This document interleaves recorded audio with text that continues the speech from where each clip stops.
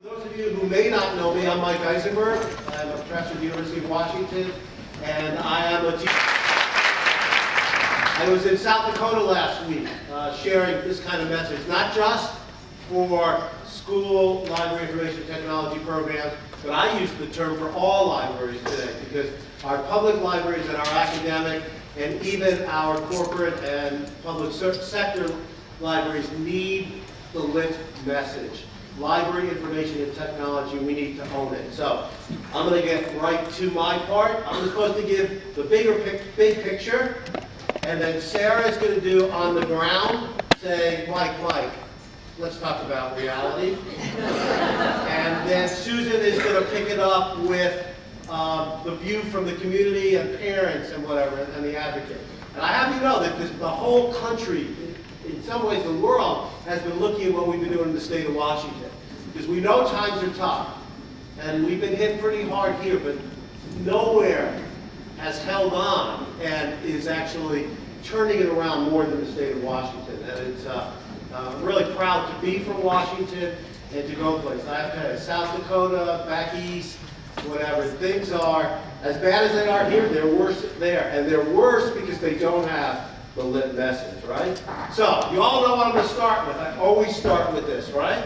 The mission of our program, the mission of the lit program, right, is to ensure that students are effective users of ideas and producers, that's the Joyce Valenza edit, right? That students are effective users and producers of ideas and information. Let's say it together, right? The mission is to ensure that students are effective users and producers of ideas and information. Stand up and say it louder, right?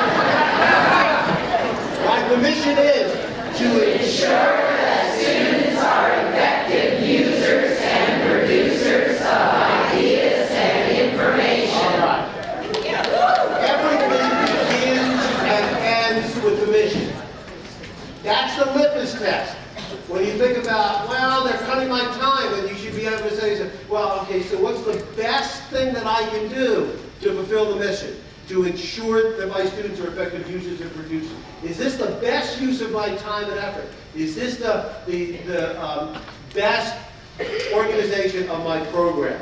Now, there are three functions to fulfill that within a lit program, within a library information technology program. Information and technology skills instruction, reading advocacy, and information management and services. Now, in some of the documents, right, we have said information literacy. We used to say information literacy. And I sprung this on Sarah the other day because I think that we need to, this is a political decision, as many of mine are, right? We need to, whoop, get my pen to your way. We need to grab the teamwork, right? We need to own technology because that's sexy, that gets attention, and it's also what we do. It's not that that's all we do, but, and if you notice, the way we say it is information and technology. It's not just information technology, but whether it's Big Six or inquiry learning or whatever, it's information and technology skills instruction. And you say that to parents, and you say that to communities, and it resonates. And we'll talk about that. Of course, there's the reading advocacy role. The reading advocacy being, it's kind of reading with a chip on its shoulder, right? It's that we know this is an essential skill. We know it's important. We know that it's the heart of all learning in some ways. And we are active, aggressive advocates for that. Information management services, this is an area of TLs that is really changing. The nature of our collections, the nature of our facilities, the nature of what we do. I have a new vision for if I was in a school for my online catalog.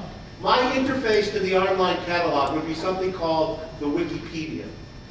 Imagine if the Wikipedia then linked to all of your resources and all of your online as well as print things. Just think about that. And that kind of thing is going to happen because the old style of doing things is going to change. Also in school, let me tell you a personal story, something that really bothers me. My grandkids, by the way, my wife's in the audience, so I have to keep it clean today. my grandkids are ages 6 and 8 in the Seattle schools, and their uncle, our son, happened to buy them iPad 2s. Nice, huh? Yeah, I wish he bought me one, but they're not allowed to bring them to school. They live with those iPad 2s, and it's a window to the world in many ways. And it's very active and engaging, and they're not some mindless zombies sitting there playing Angry Birds all the time. But my point is that integration of home technology into the schools, that's part of our information management services role. We can help classroom teachers to deal with the complexity of all the different things that the kids must have. Because why should kids be checking their technology at the door and things like that? So it's something to think about, all right? I think we need to be super strategic, and you've heard me talk about this for a while, but it's not my library, first of all, right? It's not your library. It's the community's library. It's the school's library. And the first and foremost thing that you can do, one of the heart and soul of the LIT advisory committee or board or team, however you want to call it. We kind of like the LIT advisory board because it has a nice acronym, lab. And you have a school lab and you have a district lab and that kind of thing. But how many of you have an active library advisory board or something like that? All right, so this is number one to change the program. Number one to build community engagement. Number one to help your program move to a 21st century program is that library advisory board. That includes some of the movers and shakers, teachers in your school, your administrators, right? Depending upon the nature of your school, it might have a student or two, it might have a parent. This is the one that engages what I'm calling pie chart planning, and I'll talk about that in a second. But this is the group that sets the priorities.